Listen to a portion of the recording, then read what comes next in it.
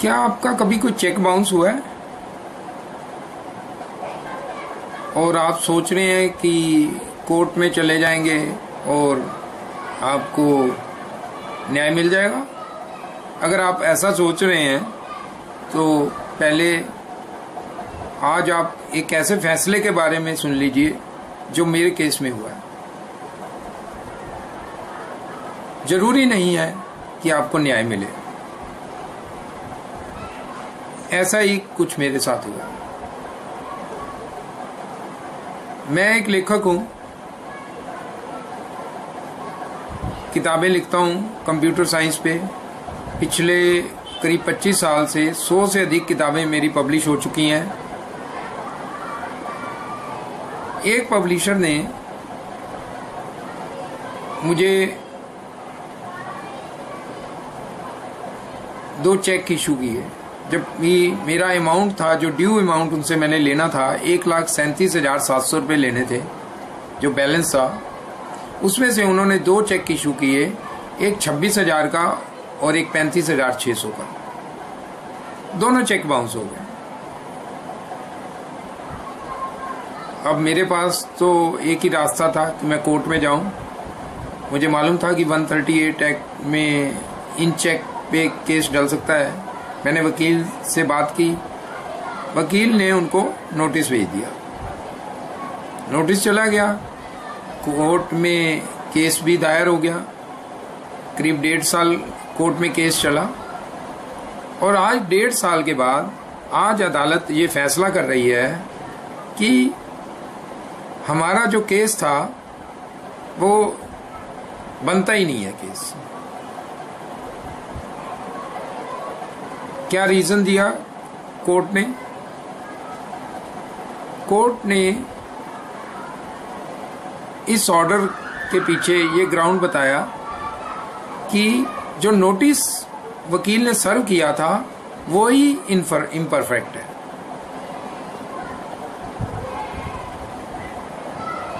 कैसे इम्परफेक्ट है? हमारे वकील ने जब नोटिस सर्व किया था तो उसमें क्लियरली लिखा था कि ये चेक हैं, बाउंस हुए हैं। एक 26,000 का बाउंस हुआ है, एक 35,600 का बाउंस हुआ है और ये टोटल 1,37,700 रुपये ड्यू हैं।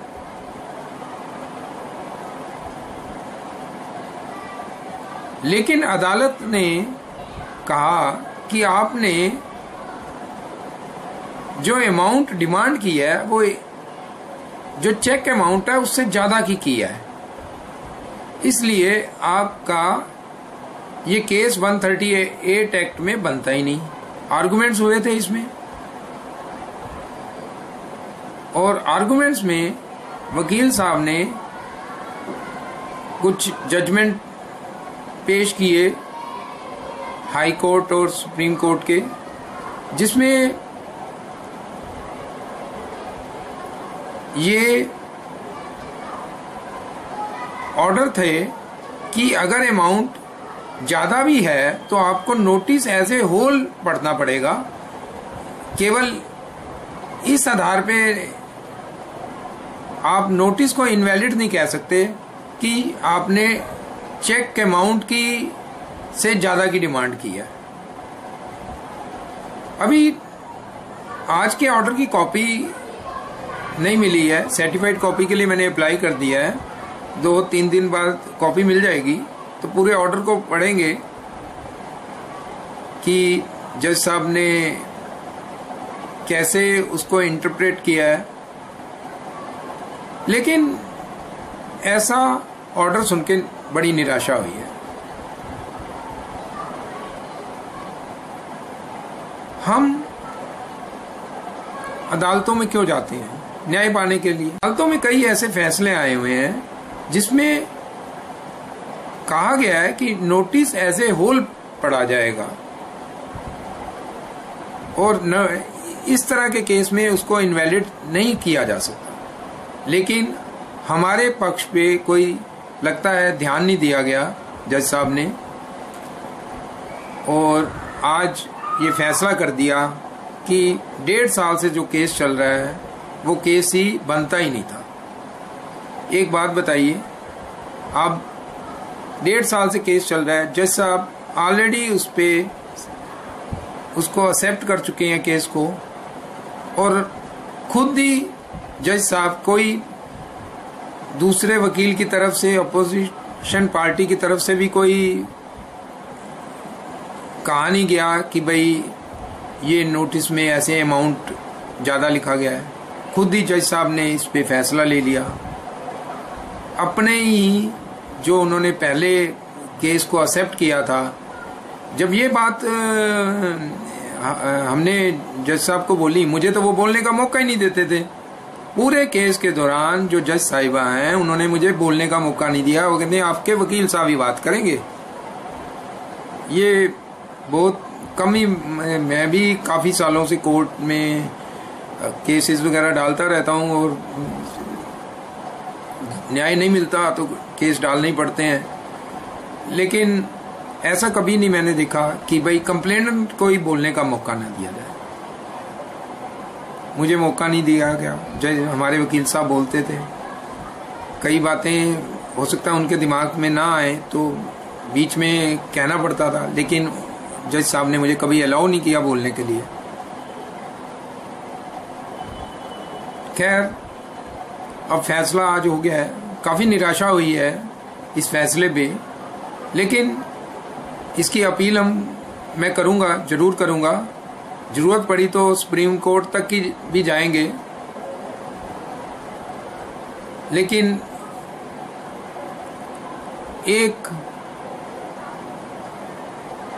बात है जो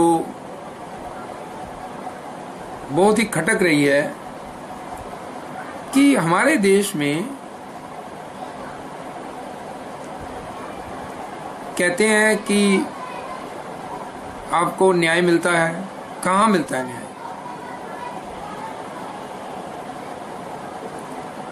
कानून की आंखों पे, कानून की जो देवी है उसकी आंखों पे पट्टी बांधी हुई है।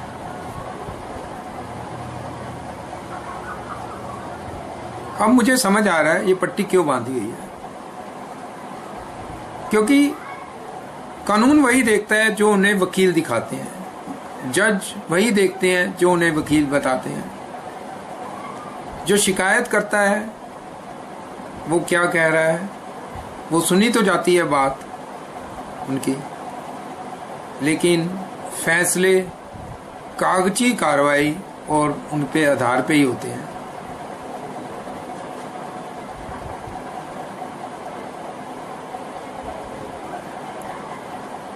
अब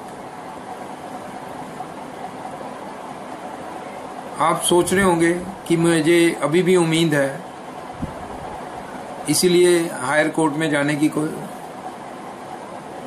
सोच रहा हूं। ऐसी बात नहीं है। इस देश में न्याय की उम्मीद करना ही बेईमानी है। ये आज मैंने सबक ले लिया है। कई केस मैंने हारे हैं, कई जीते भी हैं,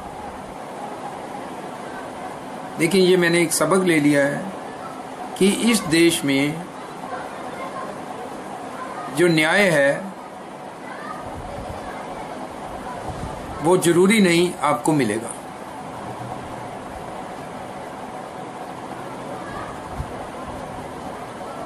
शायद इसीलिए न्याय कानून की देवी की आंखों पर पट्टी बंधी है। नमस्कार।